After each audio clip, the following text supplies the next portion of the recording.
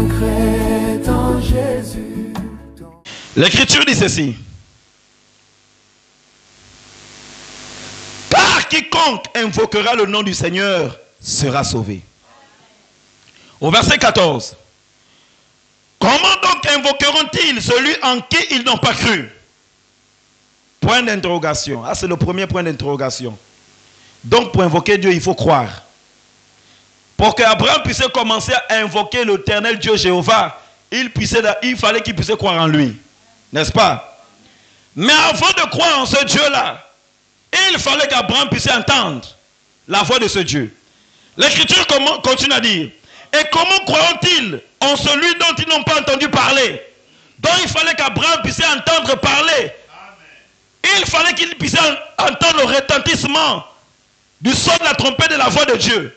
Que Dieu puisse parler à Abraham. Quand Abraham devait entendre la voix de Dieu, là il devait la reconnaître. Et maintenant, à partir de ce moment, il devait maintenant croire. L'écoute de la parole en premier. Amen. Et même avant qu'il y ait l'écoute de la parole, il faut que la parole de Dieu soit proclamée par quelqu'un. N'est-ce pas? La Bible continue de dire, et comment entendront-ils parler s'il n'y a personne qui prêche?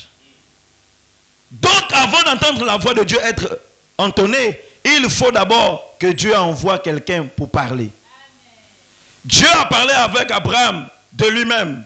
Certainement, Dieu a peut-être pris une forme humaine et il est venu parler à Abraham. Parce que Dieu, dans l'Ancien Testament, prenait n'importe quelle forme. Il prenait la forme parfois humaine, la forme d'un ange, il venait parler. Il pouvait prendre la forme d'un être humain comme vous et moi et il allait parler au peuple, il allait parler aux gens. Quand il voulait faire un travail. Et il devait faire entendre d'abord sa parole. Quand la personne devait entendre la voix de Dieu, la personne devait reconnaître la voix de Dieu, ensuite obéir. Et quand il y a l'obéissance, il y a l'exécution. Il y a les actions qui sont mises en place après avoir écouté et obéi. Alors Dieu dit, et comment entendront-ils parler s'il n'y a personne qui prêche? Et comment y aura-t-il des prédicateurs s'ils ne sont pas envoyés? Donc Dieu aussi doit envoyer ses hommes pour prêcher la parole. Sa parole, sa volonté, faire connaître sa volonté à ceux qui doivent l'entendre. Et Dieu est parti vers Abraham. Dieu a parlé à Abraham. Il a dit à Abraham, maintenant Abraham, je veux travailler avec toi. Commence à sortir. Sors et sépare-toi du mal. Sors et sépare-toi des reliques de ta famille. Sors et sépare-toi de la patrie de ta famille. Sors et sépare-toi de la maison de ton père. Parce que j'ai un travail à faire avec toi, Abraham. Abraham s'est réveillé, s'est levé. Il a entendu la voix de Dieu. Il a commencé à obéir. Il a pris ses affaires. Il a parlé à sa femme. Il a parlé à sa famille qui était avec lui. Et à l'autre. Il a dit, maintenant Dieu m'a parlé. Allons. Peut-être qu'il y avait son père ou sa mère ou ses oncles ou ses tantes qui ont dit, Abraham, tu es sûr vraiment que Dieu t'a parlé? Est-ce que Dieu vrai? Est-ce que tu as bon vu Dieu où? Quel est ce Dieu-là qui t'a apparu, qui t'a demandé de sortir? Nous, on n'a pas cette conviction. On doit rester sur place. On doit être là sur place. Toute la famille doit être sur place, ensemble là. Et depuis des années, tu as vu tes frères, ils sont là. Ils ont épousé des femmes. Ils sont dans la même maison. Il n'y a rien de mal. Mais ils ont aussi des biens. Mais pourquoi toi, tu dois dire que tu dois te lever et partir? La volonté de Dieu pour Abraham, c'est qu'il puisse partir. Mais souvent, le raisonnement de l'homme s'élève à contraire à la volonté de Dieu. Amen. Et combien souvent de puissance, des reliques, des attachements familiales, des hôtels familiales, beaucoup de choses, ça empêche souvent beaucoup de personnes de prendre des décisions de suivre le Seigneur. Les gens sont souvent attachés sur beaucoup de choses. Sont souvent là, braqués par des liens, braqués par des situations, par des puissants des ténèbres, par des contrôles de famille. Et ils n'ont pas la possibilité de se lever. Parfois, il y a des personnes même qui travaillent. Ils travaillent où elles travaillent. Il a tout ce qu'il faut déjà pour pouvoir se lever, prendre la décision de pouvoir commencer à bâtir un foyer et partir. Mais il ne comprend pas, il est là braqué dans le terrain familial. Pour lui, tant qu'il est là, il a son studio, certainement. Alors là, pour lui, qu'est-ce qu'il va aller faire pour pouvoir louer? Parce qu'il voit que louer, c'est trop dépensé. Il reste là sur place, dans la maison familiale. Et le temps ne fait que passer. On le voit toujours bébé, bébé, bébé. Pour lui, il pense qu'il est grand, mais les parents le voient toujours bébé. Beaucoup vivent ces genres de choses. Je vais entendre un amen. Dieu est un Dieu toujours exigeant. Il veut toujours que nous puissions nous séparer. Parce que pour que Dieu puisse commencer à travailler avec nous, pour que Dieu puisse nous conduire, se révéler véritablement à nous, nous bénir, il ne le fait pas quand nous sommes dans la position initiale dans laquelle nous étions avant que nous puissions le rencontrer. Il veut d'abord que nous puissions écouter sa parole. Après avoir écouté sa parole, obéir à cela et nous séparer de tout ce qui ne le glorifie pas. Dieu, Abraham était le premier, le père de la foi, qui a écouté la voix de Dieu et qui a répondu à l'appel de Dieu, qui a obéi à ce que Dieu lui a demandé de faire. Quand Abraham a pris la décision, Abraham aussi a pris ce qu'il avait de bien, de ses biens, et il a commencé à sortir. Pour aller où? Servir le Seigneur. Abraham n'a pas pris, dire qu'il prend aussi certaines choses qui étaient de sa famille comme mauvaises choses ou bien comme reliques, comme idoles, prendre tout ce bagage-là et commencer à partir avec, pour dire que je vais aller servir le Seigneur avec les idoles de son père et de sa mère. Non, Abraham devait tout abandonner. Parce que Dieu ne peut pas arriver à œuvrer avec toi ou tendre sa main dans ta vie quand il voit que tu as encore des dieux étrangers avec toi. Amen. Prenons donc Genèse chapitre 35. Genèse au chapitre 35. On va lire un peu au verset 1er.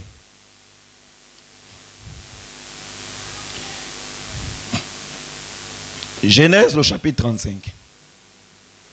Nous allons encore voir une chose avec le cas de Jacob. La Bible dit, Dieu dit à Jacob, lève-toi, monte à Bethel et demeure-y. Là, tu dresseras un autel au Dieu qui t'a paru lorsque tu fuyais Ésaü, ton frère.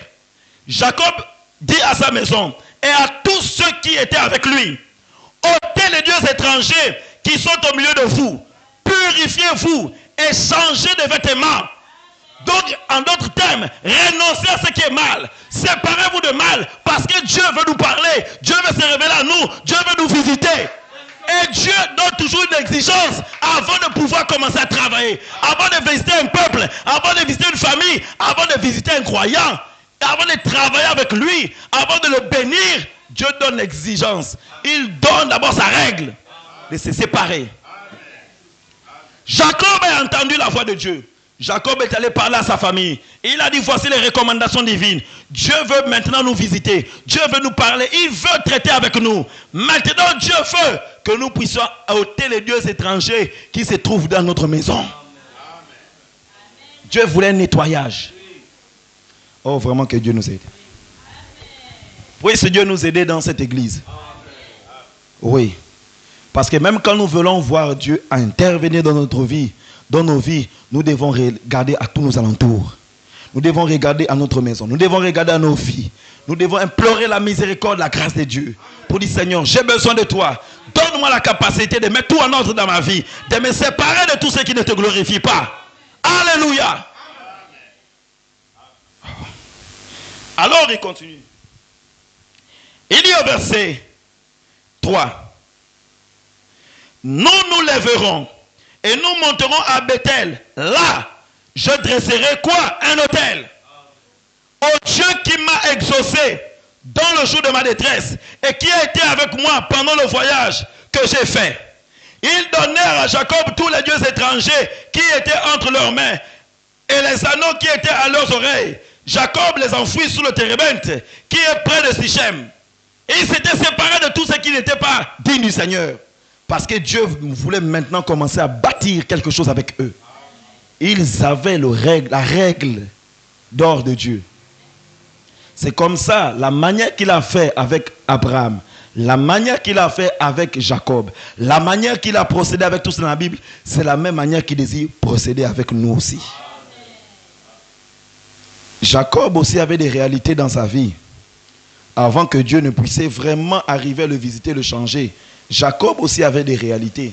Jacob a cherché la face du Seigneur avec une telle détermination jusqu'à ce que Dieu est apparu à Jacob. Et Dieu a changé le nom de Jacob en Israël. Dieu a béni Jacob. Mais Jacob a fait une chose. Quand Jacob était en conflit avec son frère, dans la maison de son père et sa mère, Jacob savait qu'il était temps de pouvoir sortir. Parce que Dieu ne pouvait pas travailler avec Jacob tant qu'il était encore chez Isaac. Il devait sortir et partir. Même malgré qu'il est parti, il a rencontré des situations difficiles. Il fallait encore qu'il puisse chercher avec rage la face de Dieu. Dieu ne pouvait pas le visiter tant qu'il était là-bas. Il savait que là, avec son frère, il y avait tout un tas de problèmes. Jacob, éloigne-toi d'abord. Et Dieu a sa manière de pouvoir nous parler de comment nous devons sortir, de comment nous devons nous séparer. Dieu a sa manière de faire des choses. Il parle, c'est tantôt d'une manière, tantôt d'une autre. Il peut nous parler par la prédication, comme il peut nous parler au travers des cantiques, comme il peut nous parler au travers de quelqu'un qui peut nous exhorter, comme il peut nous parler en songe, en vision, en rêve, en révélation. Il peut nous parler de sa manière. Mais à une interpellation que notre cœur saura et sentira que là, Dieu est en train de m'interpeller sur quelque chose. Et quand Dieu est en train de nous interpeller sur quelque chose, il est temps de pouvoir maintenant prendre une décision. Parce que Dieu n'est pas limité au temps. Dieu n'est pas un Dieu qui est façonné par le temps. Dieu ne regarde pas le temps. Dieu n'est pas influencé par le temps. Mais nous avons tendance à reporter les choses après le temps. Je vais faire ça peut-être demain, ou après-demain, ou l'autre mois, ou la fin du mois, ou l'autre, ainsi de suite. Mais plus le temps passe, plus les choses retardent. Il y a beaucoup de choses qui ont tardé dans notre vie parce que nous n'avons pas obéi à Dieu quand Dieu nous s'est révélé à nous. Quand Dieu nous a parlé, nous n'avons pas obéi. Et il y a beaucoup de choses qui ont tardé et qui sont devenues de plus en plus compliquées. Dès que Dieu parle à Abraham, Abraham écoute, Abraham obéit, il met à exécution. Il commence à parler à ses proches. Pour dire, j'ai entendu la voix de Dieu.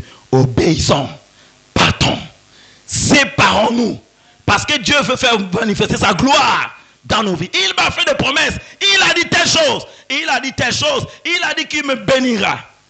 Dieu n'a pas dit à Abraham, Abraham sors, je te bénis.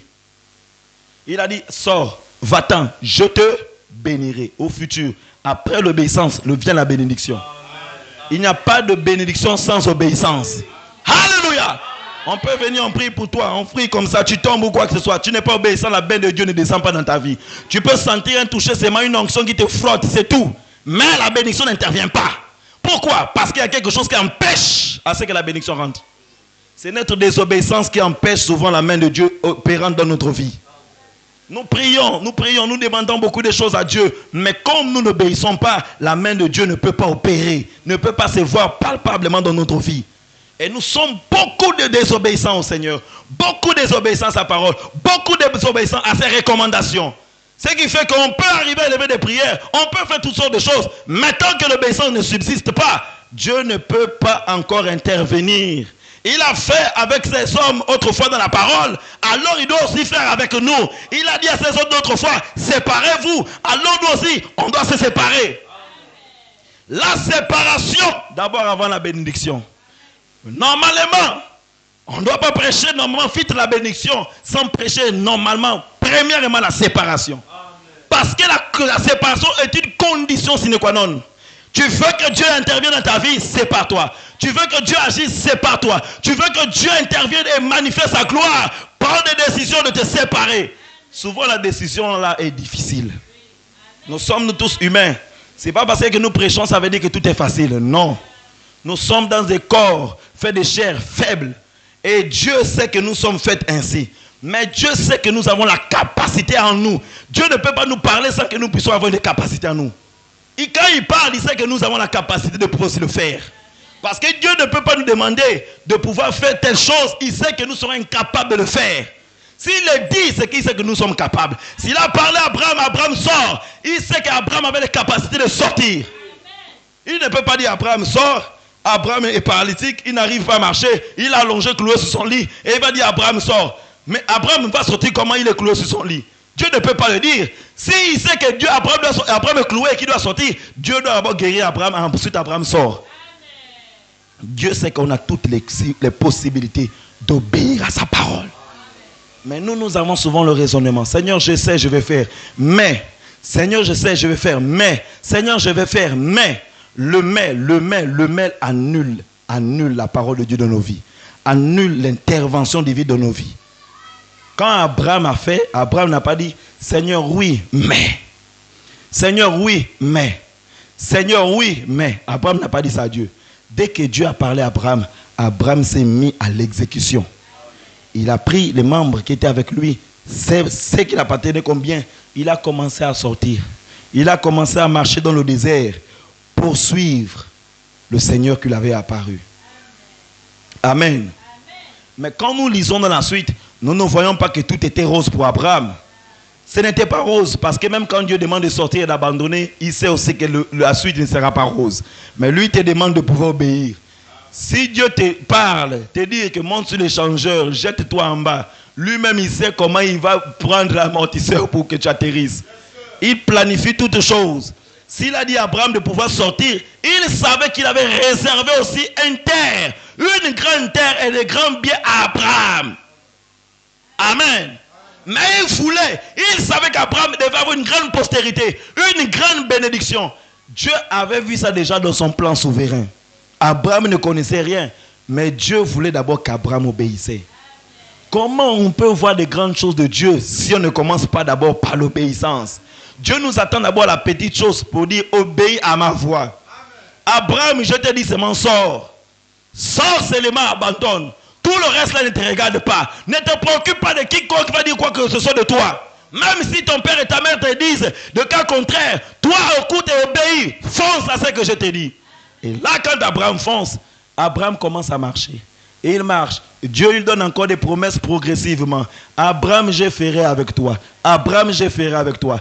Abraham regarde. Quelques années après, il ne voit rien. Abraham, je ferai. Toutes les promesses de Dieu ne faisaient que pouvoir se détacher à la chair de Dieu. Dieu prêche la parole. Abraham le croyant dit Amen. Mais quelques années après, Abraham ne voit rien. Jeune prière, Abraham ne voit rien. Jeune prière, Abraham ne voit rien. Persévérance, Abraham ne voit rien. Sacrifice, Abraham ne voit rien.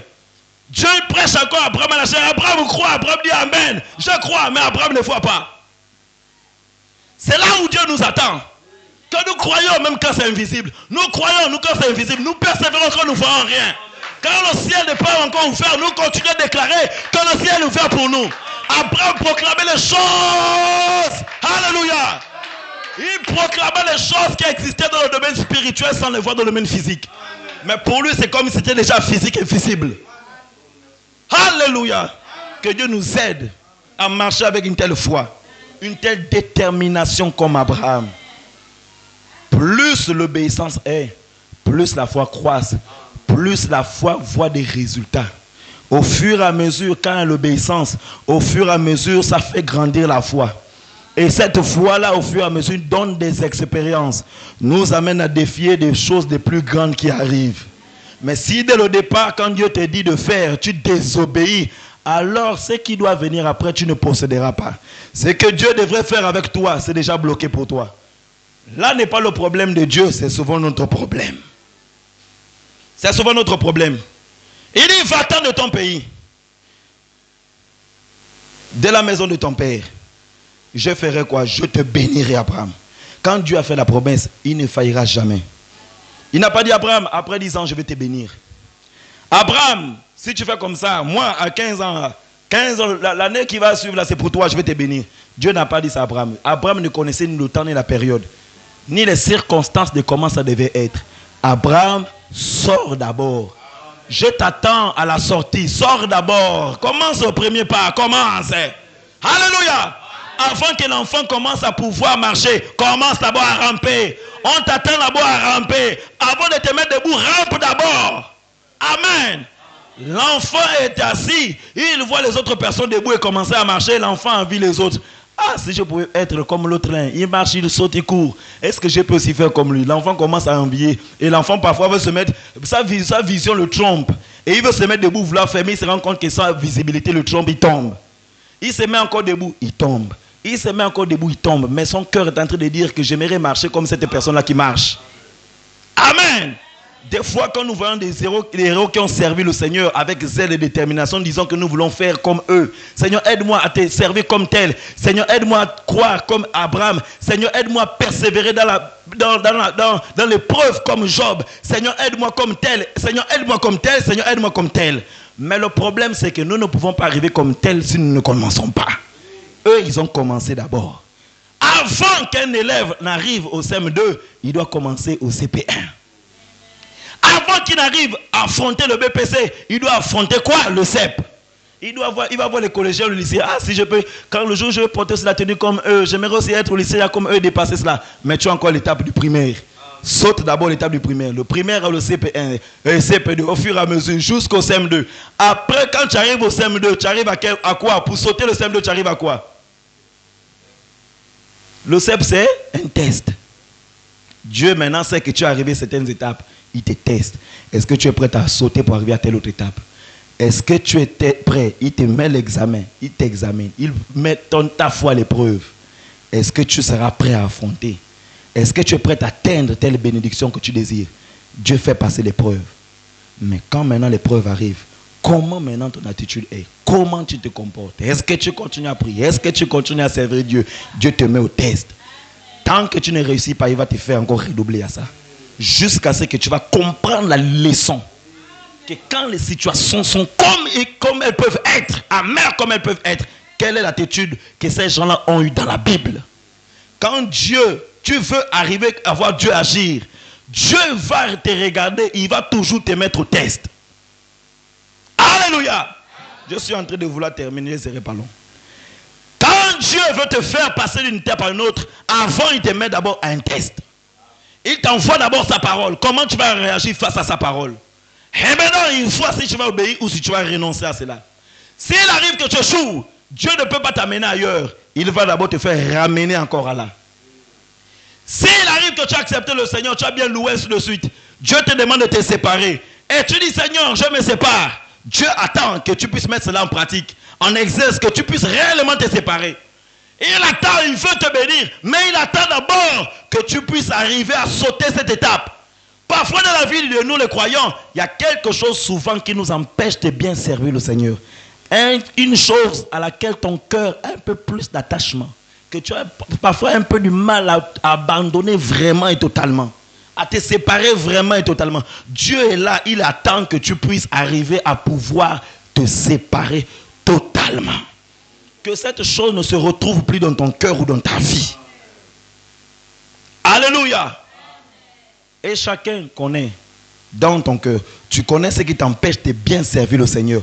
Tu connais ce qui t'empêche de bien servir le Seigneur. Mais quand tu pries Dieu à ce que Dieu te bénisse, Dieu ne peut pas le faire tant qu'il voit qu'il y a encore cette chose-là. Parce que Dieu ne partage pas sa gloire avec n'importe quoi. Dieu veut que tu te sépares d'abord. Seigneur, fais telle chose. Seigneur, donne la prospérité. Seigneur, donne les promotions. Seigneur, donne-moi ceci. Seigneur, donne-moi cela. Oui, je suis prêt à le faire. Et Dieu est toujours disponible à le faire. Mais quand il regarde, il sait que s'il te donne ça, ton cœur qui a encore telle chose ne pourra pas supporter la bénédiction. Tu vas détruire la bénédiction.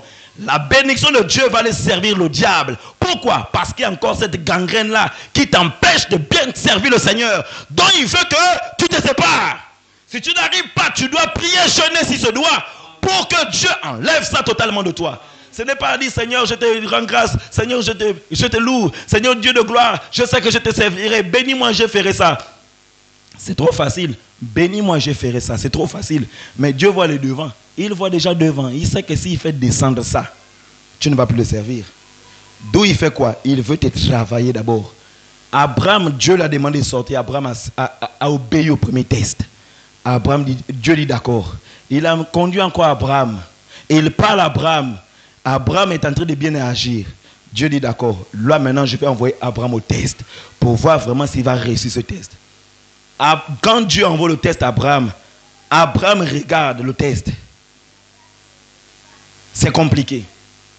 Abraham voit que le test est compliqué. Mais Abraham a obéi à Dieu.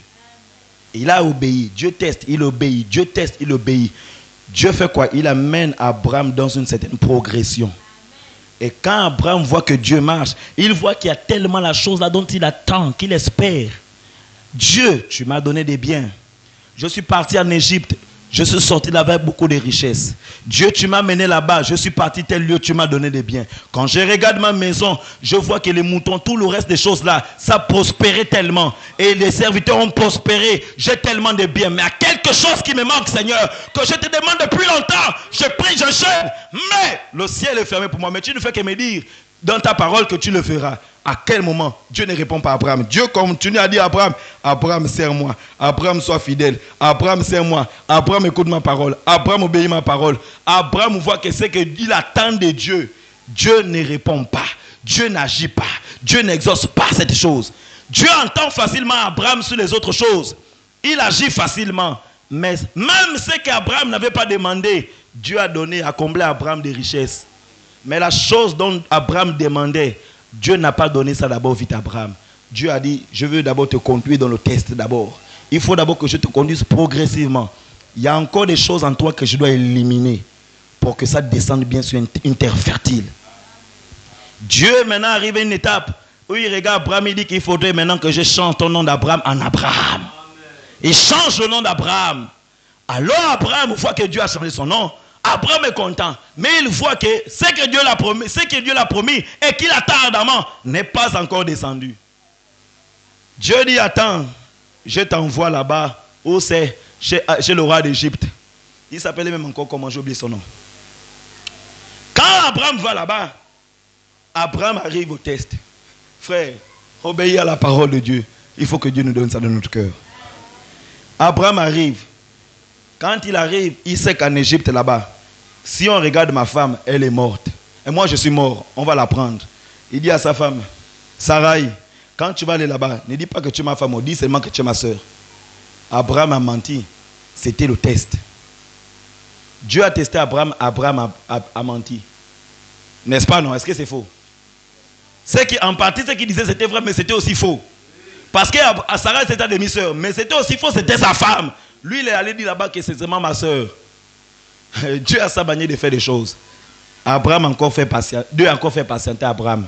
Tu as encore un processus, un chemin à pouvoir faire. Tu as encore des étapes à pouvoir franchir, Abraham, avant que tu arrives à ce que Dieu désire. Dieu permet qu'Abraham ait toutes les autres choses. Même ce que Dieu n'avait jamais. On ne lit pas dans la Bible où Dieu avait demandé la richesse à Dieu. Où Abraham avait demandé la richesse à Dieu. Il n'a jamais demandé ça à Dieu. Est-ce qu'il avait demandé la richesse à Dieu? Moi, je n'ai pas vu là où il est écrit qu'Abraham a dit à Dieu, Dieu bénis-moi, rends-moi riche. C'est Dieu lui-même qui lui a dit. Et c'est Dieu lui-même qui a fait. Dieu qui a fait prospérer ses affaires, qui a fait prospérer ses choses. Mais ce dont il demandait, il avait besoin. Dieu l'a empêché de vite d'abord avoir cela. Dieu devait travailler Abraham. Il savait que quand Abraham est sorti de chez son père et de chez sa mère, il est sorti avec beaucoup de choses dans son cœur. Il devait transformer Abraham. Transformer le cœur d'Abraham.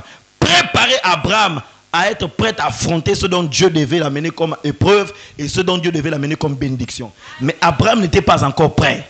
Abraham était prêt à obéir, de sortir. Les autres choses, Dieu devait travailler son cœur, travailler sa vie progressivement. Et ensuite, Dieu devait faire quoi? Le faire séparer encore, éloigner encore de lui ceux qui étaient avec lui, mais qui pouvaient le gêner dans sa bénédiction. Son neveu Lot. Est-ce que Lot était là quand Isaac est venu? Hein? Donc Dieu a fait quoi? Le travail progressif. Il y a certaines choses que Dieu, quand la personne accepte de Jésus, marche avec le Seigneur enlève certaines choses. Il y a d'autres souvent choses qui sont encore là, qui tiennent encore sur la route. Dieu permet des circonstances pour pouvoir expier, éliminer complètement ça, jusqu'à ce que ton cœur maintenant soit bien disposé à lui. Ton cœur le sert comme il le veut. Qu'il n'y ait rien réellement qui soit comme barrière dans ta marche avec le Seigneur.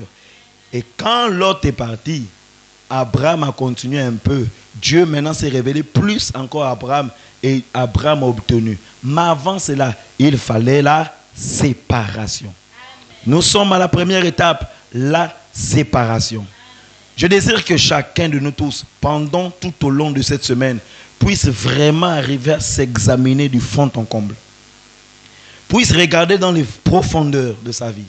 Puisse regarder si réellement tu honores Dieu comme il se doit. Si tu sers le Seigneur comme il se doit. Que tu ne viennes pas simplement écouter la parole. Ah, c'était un bon sermon. Oh, il y avait l'onction. Oh, vraiment les choses étaient. Oh. Et puis tu sors de là.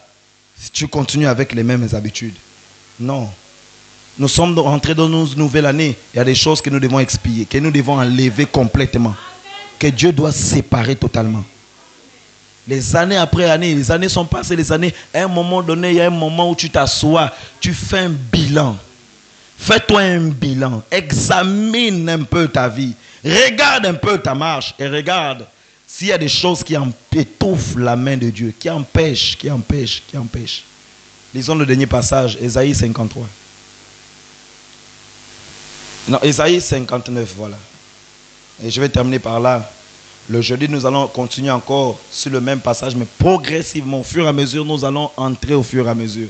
Et je prie le Seigneur que vraiment Dieu étende sa main le dimanche, parce que nous allons entrer dans la profondeur de ce sujet. Ésaïe chapitre 59.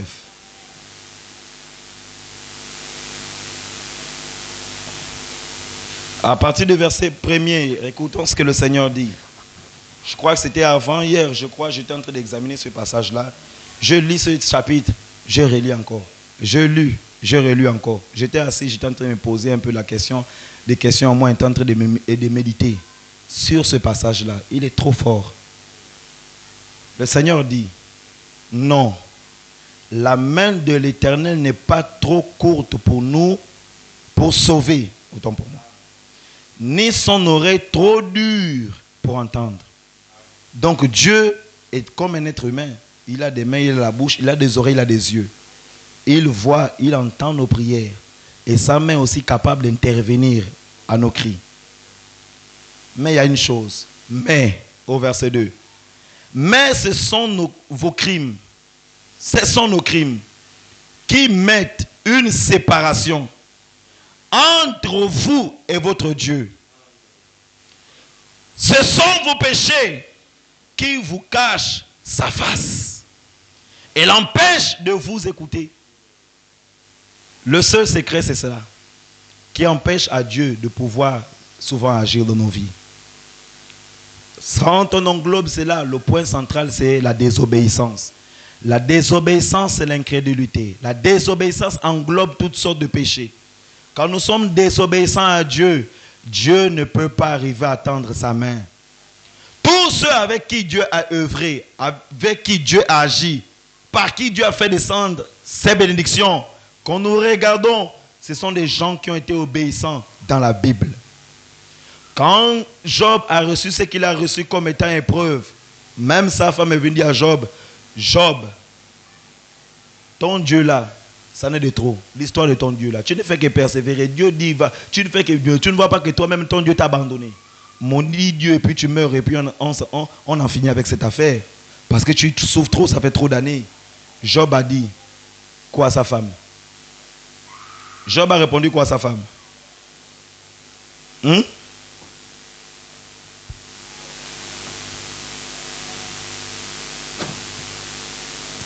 Il a répondu quoi à sa femme? Est-ce qu'il a obéi à ce que sa femme disait? Il a répondu le contraire. Il a répondu le contraire. Jusqu'à la fin, Job a obéi à Dieu. Dieu a vu l'obéissance de Job, la persévérance et la détermination dans le cœur de Job. Dieu a changé la circonstance de Job.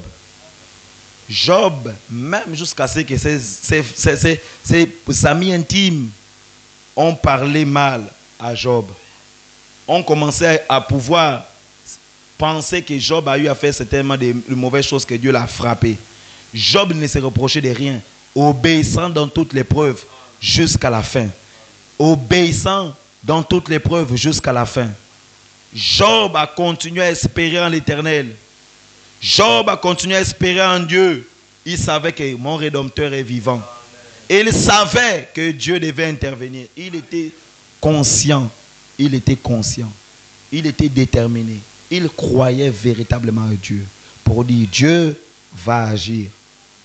Satan a fait toutes ces tactiques pour embrouiller Job. Job a dit, je crois que mon Rédempteur est vivant. Et tôt ou tard, Job a vu la main de Dieu. La Bible dit, imitons la foi de ces hommes-là. Amen. Mais Dieu commence au début. Il ne veut pas que nous sautons pour aller au C1. Il ne veut pas que nous sautons pour aller au CM2. Il ne veut pas que nous puissions aller d'abord, je ne sais pas, en troisième ou quoi que ce soit. Dieu veut d'abord que nous commençons. Tu sais là où Dieu t'attend. Quand tu t'examines, tu sais là où Dieu t'attend. Tu sais là où Dieu veut que tu débutes. Chacun de nos cœurs sait là où Dieu veut qu'il débute. Parce que Dieu ne peut pas parler dans l'air et sans qu'il sache que C'est ce dont nos cœurs reconnaissent et sait. Nos cœurs, comme la Bible dit, nos esprits. L'esprit de l'homme connaît les pensées de l'homme. Et ton fond intérieur connaît réellement toute ta vie. Ton cœur profond sait réellement là où tu déshonores Dieu. Ton cœur profond sait réellement là où tu n'obéis pas vraiment à Dieu. C'est là où Dieu t'attend. C'est là où Dieu t'attend là que tu dois commencer à pouvoir poser le premier pas d'obéissance. Souvent, ne demandons pas de grandes choses d'abord à Dieu quand nous savons que nous ne sommes pas capables de commencer à obéir. Commençons par la première chose à obéir à Dieu avant d'aller loin. Et Dieu commencera à traiter avec nous comme un enfant qui commence à poser le premier pas étant debout. Dieu commencera. Même si le premier pas était posé, tu es tombé. Dieu est comme la mère qui est capable de te mettre debout pour te dire, continue à aller de l'avant. Que le Seigneur soit loué. Acclamons notre Dieu.